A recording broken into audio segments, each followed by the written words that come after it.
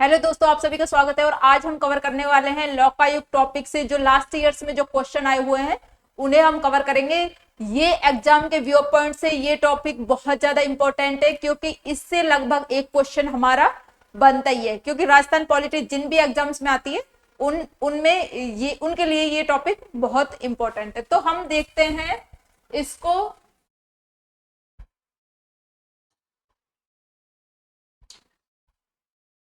इसका हमारा first question क्या है? राजस्थान लोकायुक्त और उपलोकायुक्त अधिनियम को राष्ट्रपति की स्वीकृति कब प्राप्त हुई? तो ये राजस्थान पुलिस कांस्टेबल 2024 में, वीडियो 2021 में ये क्वेश्चन आया हुआ है। तो राष्ट्रपति की स्वीकृति कब प्राप्त हुई से? अब जब ये जो लोकायुक्त और उपलोकायुक्त अधिनियम है ना, ये 1973 में आया था और इसे राष्ट्रपति की स्वीकृति भी 1973 में ही प्राप्त हुई थी। शुरुआत में तो ये ना एक अध्यादेश के रूप में आया था, और अध्यादेश के रूप में जब ये आया था ना तो 3 फरवरी, इसी में लिख लेते हैं, 3 फरवरी 1973 में राजस्थान में एक अध्यादेश के रूप में पारित हुआ था। राजस्थान में कब पारित हुआ? ये अध्यादेश के रूप में आया था 3 फरवरी 1973 को। लेकिन जो केंद्र सरकार से इससे मंजूरी मिली थी, मींस जो राष्ट्रपति महोदय ने 26 मार्च 1973 को राष्ट्रपति महोदय ने इसे मंजूरी दी। 26 मार्च 1973 को राष्ट्रपति महोदय ने, राष्ट्रपति की मंजूरी है ना।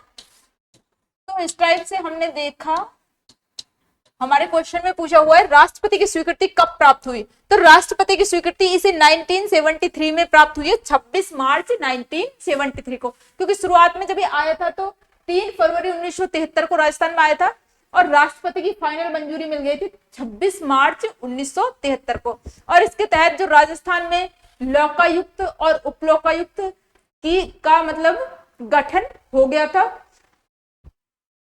और सबसे पहले हम देखें तो लोकायुक्त और उपलोकायुक्त जो अधिनियम है ये लाया गया था उड़ीसा में। जो ओडिशा है ना, वहां पे लाया गया था। 2011 में उड़ीसा का नाम क्या कर दिया था? ओडिशा कर दिया था। और सबसे पहले हम देखें तो 1970 में 1970 में ये उड़ीसा में लाया गया था एक्ट सबसे पहले। और एक्ट तो उड़ीसा में लाया गया था, लेकिन उड़ीसा में जो लोकायुक्त जो संस्था है उसकी स्थापना बहुत लेट की हुई थी, 1983 में हुई थी। लेकिन जैसे जो महाराष्ट्र है ना, महाराष्ट्र में सबसे पहले लोकायुक्त संस्थान की स्थापना हुई थी 1971 में। कब? जो महाराष्ट्र है ना, महाराष्ट्र में सबसे पहले लोकायुक्त संस्थान की स्थापना हुई थी 1971 में। इस टाइप से हमने इसकी जो कुछ हिस्ट्री उसको भी कवर किया। और जो फर्स्ट लोकायुक्त बनाए गए थे वो कौन थे? वो थे आईडी दुआ, जो कि सुप्रीम कोर्ट के न्यायाधीश रह चुके थे पहले। कौन थे? आईडी दुआ। इसमें जो फर्स्ट हमारे बनाए गए थे, फर्स्ट लोकायुक्त थे आईडी दुआ, आईडी दुआ। और ये सुप्रीम कोर्ट के क्या रह चुके थे? सुप्रीम कोर्ट के न्यायाधीश रह चुके थे। और फर्स्ट उपलोकायुक्त बनाए गए थे केपीयू मेनन, जो कि पहले मुख्य सचिव रह चुके थे। तो हमारा नेक्स्ट क्वेश्चन कवर करते हैं। नेक्स्ट क्वेश्चन क्या है? नेक्स्ट क्वेश्चन है हमारा, ये देखिए, ये सीईटी 2023 की शिफ्ट फर्स्ट में आया हुआ है। राजस्थान में लोकायुक्त का पद कब सृजित हुआ था? तो राजस्थान में जो लोकायुक्त और उपलोकायुक्त अधिनियम आया था ना 1973 में, उसके माध्यम से लोकायुक्त का पद सृजित हुआ है। तो 1973 में होगा।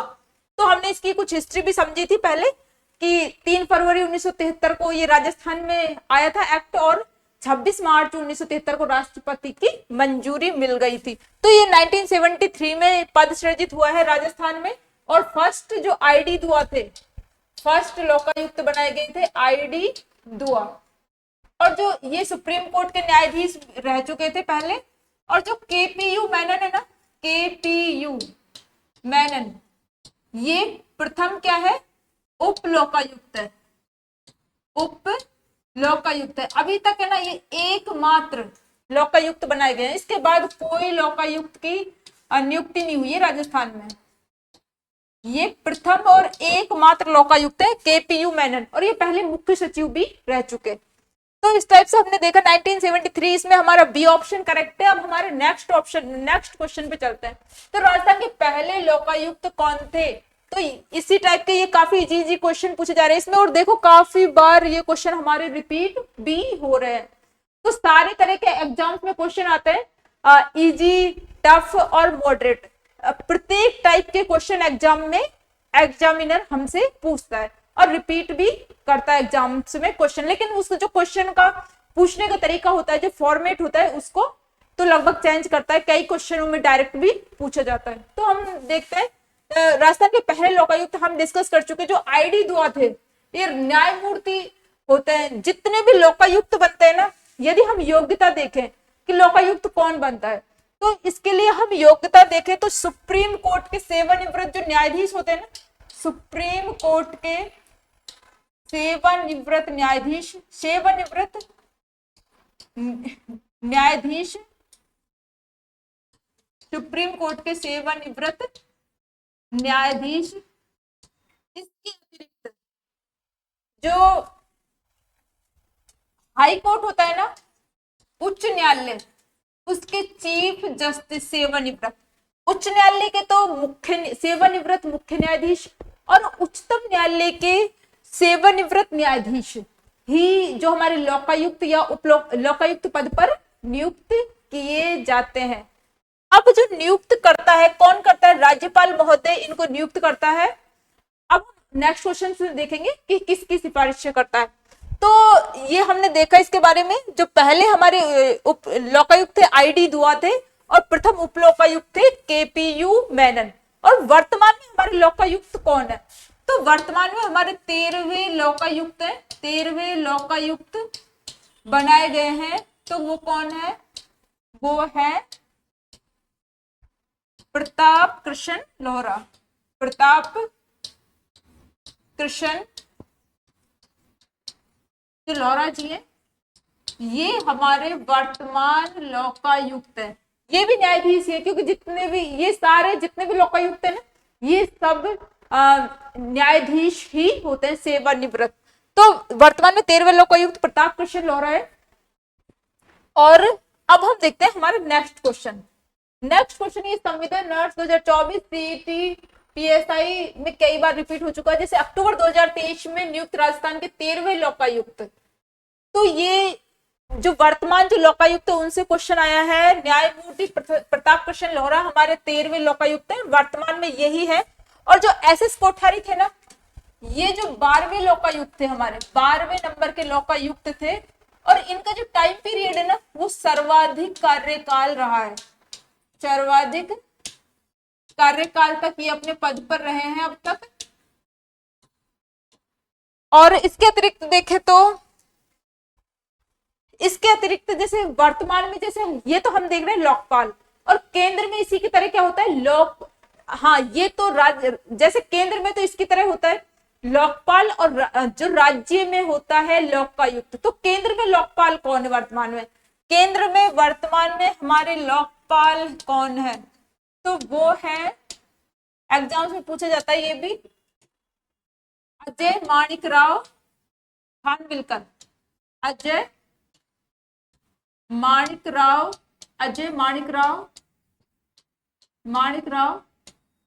खानविलकर। तो ये क्या है? हमारे वर्तमान लोकपाल है। और 12वें थे एसएस कोठारी, इनका सर्वाधिक कार्यकाल रहा है। और वर्तमान में हमारे लोकायुक्त है प्रताप कृष्ण लोहरा। तो इसमें हमारा जो बी ऑप्शन है ये करेक्ट आंसर है। अब हमारे नेक्स्ट क्वेश्चन पे चलते हैं। नेक्स्ट क्वेश्चन क्या है? राजस्थान पुलिस कांस्टेबल 2018 में पूछा हुआ है। यह है राजस्थान में लोकायुक्त संस्थान का गठन किस अधिनियम के अंतर्गत किया गया था? तो ये हम पहले ही देख चुके, बहुत ज्यादा इजी क्वेश्चन है। राजस्थान में लोकायुक्त और उपलोकायुक्त अधिनियम 1973 के तहत राजस्थान में जो लोकायुक्त है उसका पद आया है। तो इसमें हमारा है बी ऑप्शन करेक्ट आंसर है। अब हमारा नेक्स्ट क्वेश्चन हम कवर करते हैं। तो इन क्वेश्चंस को कवर करने के साथ साथ हम लगभग अपने पूरे टॉपिक को भी कवर करते हैं। तो पटवार 2021 कि शिफ्ट सेकंड में, और देखो कई बार रिपीट हो चुका है क्वेश्चन, राजस्थान में लोकायुक्त का कार्यकाल कितना होता है। तो हम देखते हैं जो हमारे लोकायुक्त का कार्यकाल होता है ना वो 5 वर्ष या 65 वर्ष होता है। जो हमारे चुनाव आयोग है ना, इलेक्शन कमीशन, जो राज्य निर्वाचन आयोग है ना, राज्य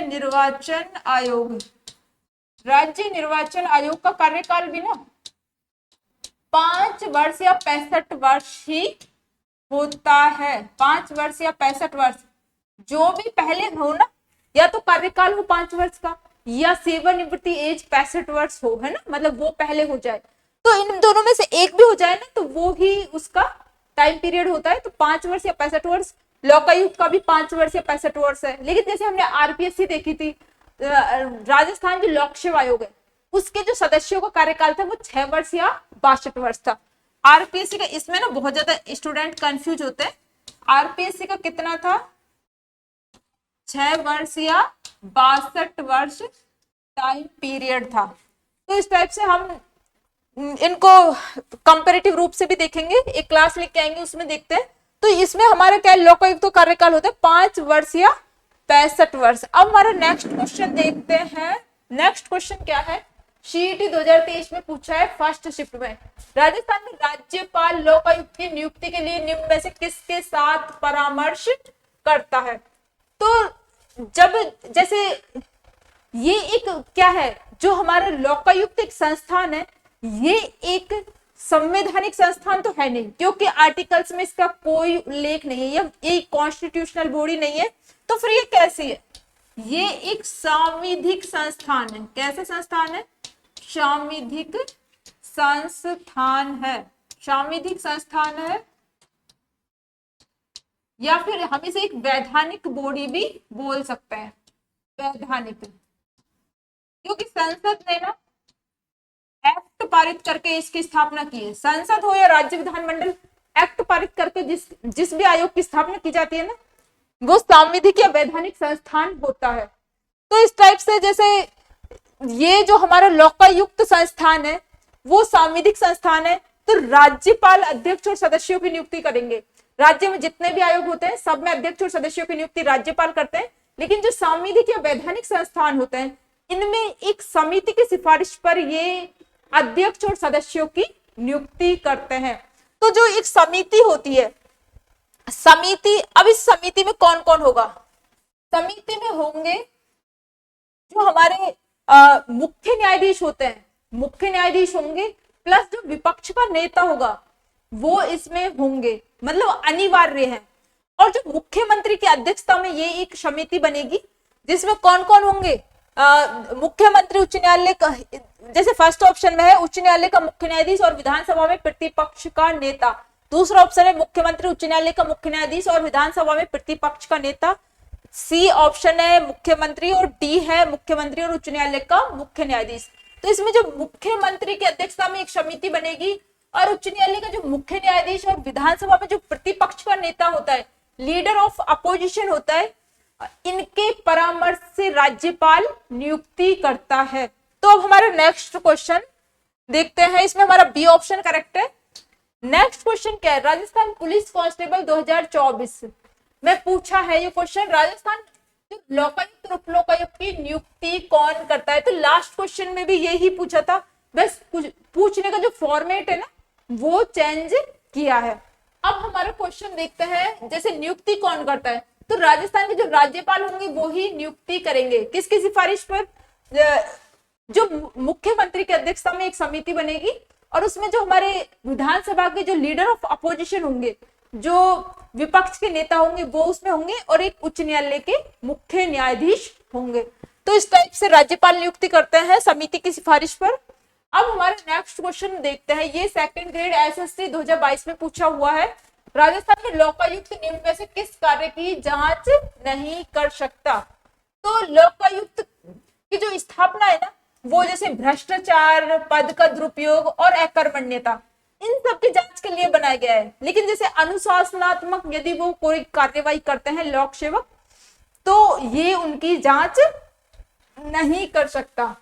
तो इसमें हमारा जो ए ऑप्शन है कि किसकी जांच नहीं कर सकता, ये अनुशासनात्मक कार्यवाही करते हैं लोक सेवक, तो उसकी जांच नहीं कर सकता है। लेकिन जैसे यदि वो अपने पद पर रहते हुए कोई भी भ्रष्टाचार करते हैं, पद का दुरुपयोग करते हैं, या जो अकर्मण्यता से रिलेटेड कोई काम करते हैं,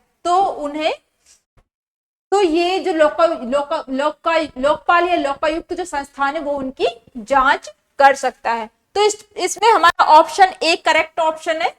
अब हमारे नेक्स्ट क्वेश्चन पे चलते हैं। ये कॉलेज व्याख्याता 2019 में पूछा हुआ है। इसमें क्या, राजस्थान में लोकायुक्त के पद से संबंधित सही कथन है। तो इसमें देखो पूछे हैं और हमसे पूछा है कि इसमें हमारा करेक्ट कथन कौन सा है। तो हम हमारे देखते हैं ऑप्शंस को। राज्यपाल लोकायुक्त की नियुक्ति करता है, तो करेक्ट है। राज्यपाल एक समिति की सिफारिश पर लोकायुक्त की नियुक्ति करेंगे। अब है सेकंड ऑप्शन, लोकायुक्त को दे वेतन भत्ते पेंशन राजस्थान उच्च न्यायालय के मुख्य न्यायमूर्ति के समकक्ष होंगे। यह भी करेक्ट है। लोकायुक्त को जो भी वेतन भत्ते पेंशन दिए जाएंगे वो उच्च न्यायालय के मुख्य न्यायाधीश के समकक्ष होंगे। इसके अतिरिक्त जैसे राजस्थान के मुख्यमंत्री के विरुद्ध शिकायतों का अन्वेषण लोकायुक्त द्वारा नहीं किया जाएगा। जो मुख्यमंत्री है ना, जैसे हम देखेंगे अभी कि ये किस किस के खिलाफ जांच कर सकता है और किसके खिलाफ नहीं कर सकता। तो राजस्थान का जो लोकायुक्त है ना, ये मुख्यमंत्री के खिलाफ जांच नहीं कर सकता। मुख्यमंत्री के खिलाफ एमएलए, सरपंच, पंच और विधायक, इनके खिलाफ जांच नहीं कर सकता। और भी कई सारे पद है जिनके खिलाफ ये जांच नहीं कर सकता। तो जो सी ऑप्शन है, इसमें क्या क्या बोला है कि राजस्थान के मुख्यमंत्री के विरुद्ध शिकायतों का अन्वेषण लोकायुक्त द्वारा नहीं किया जा सकेगा। तो ये भी करेक्ट है। मुख्यमंत्री के खिलाफ वो शिकायतों की जांच नहीं कर सकता। तो हमारे तीनों ऑप्शन करेक्ट है। इसमें डी हमारा करेक्ट ऑप्शन है। तो इसमें डी हमारा आंसर है। नेक्स्ट क्वेश्चन देखते हैं। पटवार 2021 में पूछा हुआ है, राजस्थान में लोकायुक्त के संदर्भ में निम्न में से कौन सा कथन सही है। तो इसमें है फर्स्ट ऑप्शन क्या है, न्यायमूर्ति आईडी दुआ राजस्थान के प्रथम लोकायुक्त थे। तो करेक्ट ऑप्शन है, आईडी दुआ हमारे प्रथम लोकायुक्त थे। और वर्तमान में प्रताप कृष्ण लोहरा हमारे लोकायुक्त है। लोकायुक्त व्यवसाय में शामिल नहीं हो सकता। तो ये भी करेक्ट है, क्योंकि जो लोकायुक्त पद पर है वो ना ही तो पुनर्नियुक्त हो सकता, पुनर्नियुक्त भी नियुक्त किया जाता है इसे, और ना ही कोई भी वृत्ति व्यवसाय में ये शामिल हो सकता है, ना ही कोई लाभ का पद धारण कर सकता है। तो हमारा बी ऑप्शन भी करेक्ट है। फिर थर्ड देखते हैं, वह संसद या विधानसभा का सदस्य होना चाहिए। तो ये रॉन्ग ऑप्शन है, क्योंकि वो अगर हम इसकी योग्यता देखते हैं तो उच्च न्यायालय का न्यायाधीश, उच्च न्यायालय का मुख्य न्यायाधीश या सर्वोच्च न्यायालय का न्यायाधीश, इस टाइप के ये एक न्यायाधीश होना चाहिए, मीन्स है ना, न्यायिक पृष्ठभूमि से होना चाहिए। तो ये संसद या विधानसभा का सदस्य होना चाहिए, ये रॉन्ग है। तो इसमें हमारा सही कथन पूछे है 1 और 2। तो इसमें हमारा डी ऑप्शन करेक्ट है। अब हमारे नेक्स्ट क्वेश्चन देखते हैं। ये पीएसआई 2021 में हमसे पूछा है, राजस्थान लोकायुक्त के संबंध में निम्न में से कौन सा कथन सही है। तो इसमें से सही पूछा है। तो राजस्थान के मुख्यमंत्री लोकायुक्त के क्षेत्राधिकार से बाहर है। राजस्थान के मुख्यमंत्री क्या है, लोकायुक्त के क्षेत्राधिकार से बाहर है। तो ये पिछले क्वेश्चन में भी पूछा था, हमसे रिपीट किया है इस बार। तो ये करेक्ट है कि जो राजस्थान का जो लोकायुक्त होता है वो मुख्यमंत्री की नियुक्ति नहीं कर सकता, लेकिन जैसे केंद्र में लोकपाल है वो प्रधानमंत्री की जांच कर सकता है। और लेकिन प्रधानमंत्री की जांच में उसमें कुछ शर्तें रखी गई है कि इन मामलों में वो नहीं कर सकता, बाकी वो कर सकता है प्रधानमंत्री की जांच। लेकिन राजस्थान में जो लोकपाल है उसको ये अधिकार नहीं दे रखा कि वो मुख्यमंत्री की जांच कर सके। तो फर्स्ट ऑप्शन है, राजस्थान के मुख्यमंत्री लोकायुक्त के क्षेत्राधिकार से बाहर है। तो ये करेक्ट ऑप्शन है। अब सेकंड देखते हैं, महालेखागार राजस्थान लोकायुक्त के क्षेत्राधिकार से बाहर है। तो ये भी करेक्ट है। जो राजस्थान का महालेखाकार है ना, वो लोकायुक्त के क्षेत्राधिकार से बाहर है। राजस्थान राज्य विधानसभा सचिवालय के अधिकारी और कर्मचारी लोकायुक्त के क्षेत्राधिकार से बाहर हैं। तो थर्ड ऑप्शन भी इसमें हमारा करेक्ट है। इस टाइप से इसमें हमारे तीनों ऑप्शन करेक्ट है। ये आपको अच्छे से पता होनी चाहिए, एक लिस्ट बनानी चाहिए जो जैसे जितने भी लोकायुक्त क्षेत्राधिकार में कौन कौन आते हैं कौन कौन नहीं आते, वो हमें अच्छे से पता होना चाहिए, क्योंकि इनसे डायरेक्ट क्वेश्चन आते हैं और ये रिपीट भी होते हैं। तो ये तीनों ऑप्शन हमारे करेक्ट है, फर्स्ट, सेकंड और थर्ड। इसमें हमारा डी ऑप्शन करेक्ट आंसर है। अब हमारा नेक्स्ट क्वेश्चन देखते हैं। ये हमारा JEM डिप्लोमा 2022 में हमारा ये क्वेश्चन आया है, निम्नलिखित में से कौन लोकायुक्त की जांच के दायरे में नहीं आते। तो इस टाइप के देखो बार बार इस टाइप के क्वेश्चन आ रहे हैं, तो हमें ये अच्छे से पता होना चाहिए कौन कौन तो लोकायुक्त के जांच के अंतर्गत आते हैं और कौन कौन नहीं आते। तो इसमें है, हमसे नहीं पूछा, इसमें क्वेश्चन को अच्छे से पढ़ना है। तो मंत्री, विभागीय सचिव, राज्य विधानसभा सचिवालय के कर्मचारी और महालेखाकार राजस्थान।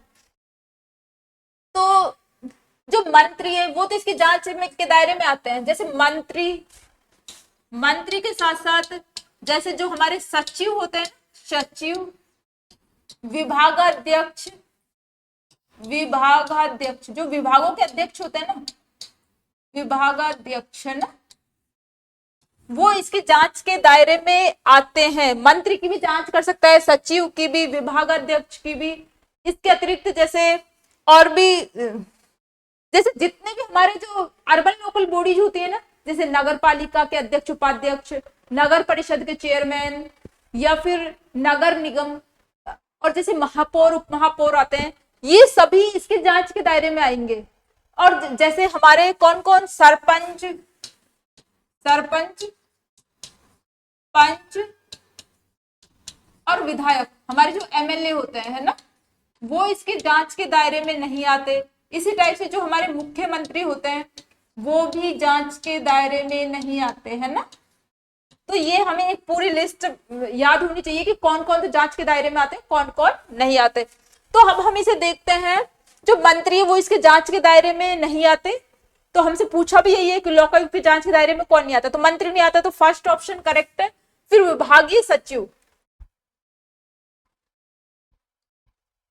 मंत्री की तो ये जांच कर सकता है, विभागीय सचिव की भी कर सकता है। राज्य विधानसभा सचिवालय के कर्मचारी और अधिकारी, जो विधानसभा सचिवालय के कर्मचारी और अधिकारी होते हैं, इनकी जांच ये नहीं कर सकता। और जो महालेखाकार राजस्थान होता है, इसकी जांच भी नहीं कर सकता। तो हमसे यही पूछा है कि किस किस की जांच नहीं कर सकता। तो इसमें 3rd और 4th हमारे करेक्ट ऑप्शन है। तो इसमें हमारा बी ऑप्शन करेक्ट है, मतलब इसमें हमारा बी आंसर आएगा। अब हमारे है, देखो ये क्वेश्चन काफी बार रिपीट हुआ है, देखते हैं क्वेश्चन क्या है। कौन राजस्थान के लोकायुक्त के न्यायाधिकार क्षेत्र में नहीं आता। देखो वापिस वही क्वेश्चन रिपीट होके आ रहा है, तो हमें अच्छे से पता होना चाहिए कौन आता है कौन नहीं आता। तो इसमें देखते हैं, जैसे मंत्री है, ये तो इसके जांच के दायरे में आता है, और मुख्यमंत्री है, ये नहीं आता, ये इसके जांच के दायरे में नहीं आता। राजस्थान राज्य कानून द्वारा स्थापित सेवाओं के सदस्य और जिला प्रमुख, ये भी इसके जांच के दायरे में आते हैं। तो इसमें हमारा बी ऑप्शन है ना, ये करेक्ट है, क्योंकि मुख्यमंत्री इसकी जांच के दायरे में नहीं आता। अब हमारा नेक्स्ट क्वेश्चन देखते हैं, लोकायुक्त में एक लोक सेवक के विरुद्ध कितने वर्ष पुराने मामलों की शिकायत नहीं की जा सकती। तो जो 5 साल होते हैं ना, जो लोकायुक्त है, इसमें 5 साल से पुराने मामलों की ये जांच नहीं करता। जैसे हमने राज्य मानवाधिकार आयोग देखा था, जो हमारे राजस्थान स्टेट जो ह्यूमन राइट कमीशन हमने देखा था ना, उसमें वो ना 1 वर्ष से पुराने मामलों की जांच नहीं कर सकता। जो हमारा Rajasthan state human right commission है ना, ये 1 वर्ष से पुराने मामलों की जांच नहीं कर सकता था। इसी टाइप से जो लोकायुक्त है ना, ये 5 वर्ष से पुराने मामलों की जांच नहीं कर सकता। तो इसमें हमारा करेक्ट ऑप्शन है डी, इसमें डी ऑप्शन हमारा आंसर है। अब हम नेक्स्ट क्वेश्चन देखते हैं, और ये हमारा लास्ट क्वेश्चन भी है, ये RS प्रीत 2013 में पूछा हुआ है। राजस्थान लोकायुक्त और उप लोकायुक्त अधिनियम के अंतर्गत आरोप के अर्थ के बारे में पूछा है। तो ये देखो, ये क्वेश्चन है, राजस्थान लोकायुक्त और उप लोकायुक्त अधिनियम के अंतर्गत आरोप के अर्थ के बारे में हमसे पूछा है। तो अब हम देखते हैं कि कौन सा इसका अर्थ है। कि इसका अर्थ है कि लोक सेवक को कुछ प्राप्त करके, कुछ लेकर, या स्वयं दूसरे के द्वारा पक्षपात या दूसरों को अनावश्यक नुकसान करने या परेशान करने के लिए अपना पद का दुरुपयोग किया है। तो सेकंड ऑप्शन देखते हैं, लोक सेवक द्वारा अपने कर्तव्य निष्पादन में किसी लाभ के लिए कार्यवाही करना या कार्यवाही ना करना। यहाँ पे हम आरोप का अर्थ देख रहे हैं। लोक सेवक ने अपना कर्तव्य पालन का व्यक्तिगत हित या अनुचित या भ्रष्टाचार से प्रेरित होकर कार्य किया है। लोक सेवक भ्रष्टाचारी या लोक सेवक के रूप में निष्ठा की कमी का दोषी है।